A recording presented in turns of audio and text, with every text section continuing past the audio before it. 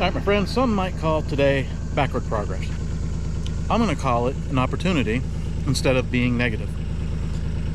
The rain we had by that little video I put up obviously messed up my driveway, the new work I've been doing, but that's okay. Clay was wet, I went over it a whole lot, took that little rut and made a heck of a mess, but it's all packed in way better now. Labor Day weekend, obviously I can't get any more material until Tuesday. So I'm going to dig it from a pile I have probably about a mile round trip to some gravel that I have somewhere else. Going to use the side-by-side. The wife is at the top of the hill mowing with a Mahindra, so going to have her dump loads of gravel into the side-by-side. I hauled some yesterday already. This is 3 bucket loads. That tractor just goes so slow, obviously. Mahindra goes much better. This Mahindra, the Mahindra side-by-side, much faster than the Mahindra tractor. So she's going to dump loads in the back, and then I'm going to come down here. I'm going to dump a few loads around here, smooth it out, pack it in some more, and this is much better. The rain helped me in the grand scheme of things because it let me pack this in. Let's dump this, then I'll go get the second load of gravel.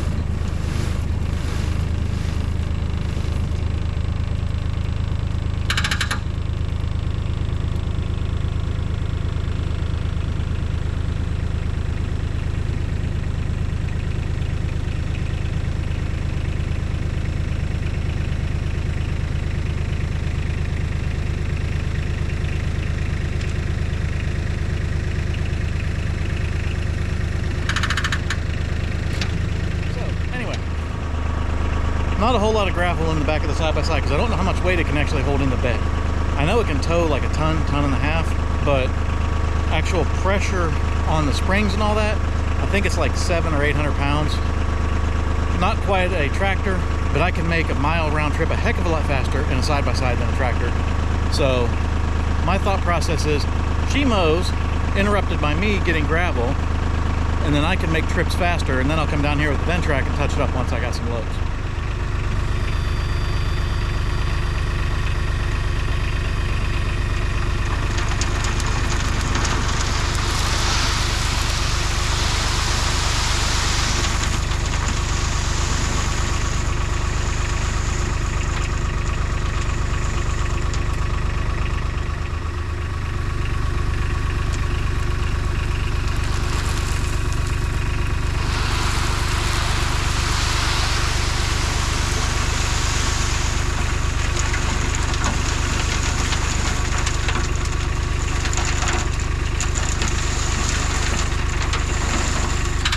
Yes, the tractor bucket is wider than the side-by-side, but we're not really getting that much slop on the sides. All right, we get a little pile here, a little pile there, a little pile over there, a little pile over here.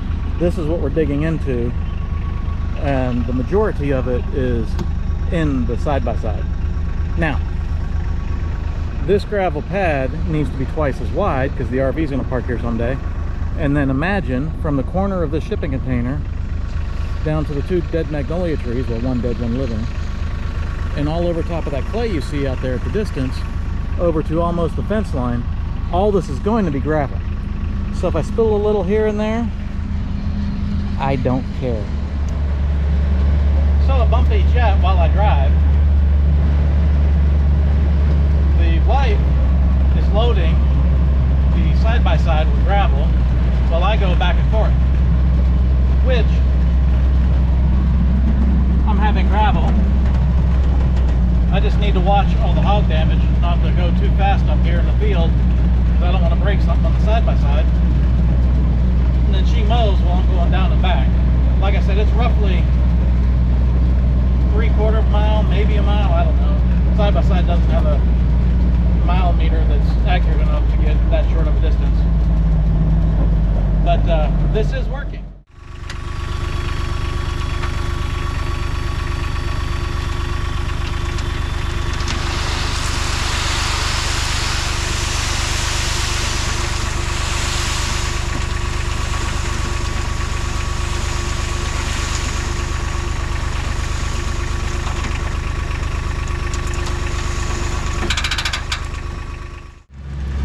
So as an example, pardon the bouncy, this is the hog damage area, of how teamwork helps. My wife has been mowing with the rotary cutter while I've been driving back and forth. I haven't even started on the ventrac with a power rake yet. So let's take a drive up to the gravel pile and see what she's got mowed while I've just been going back and forth. No waste of time when you work as a team.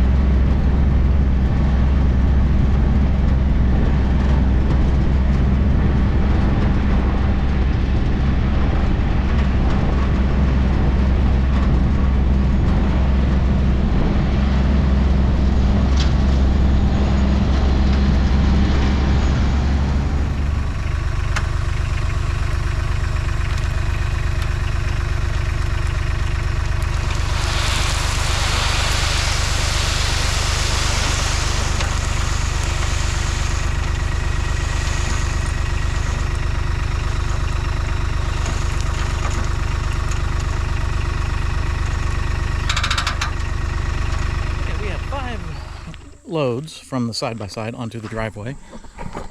Kind of spread around best I could. It's hard to dump a load as you're going uphill. That works better, but then you got the load in front of you. You got to drive over, as you can see on the one pile. Let's go get Junior, spread this out, and see where we're at.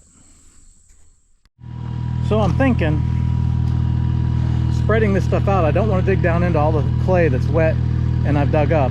So I'm going to adjust the power rake to a 0 just to push this gravel around.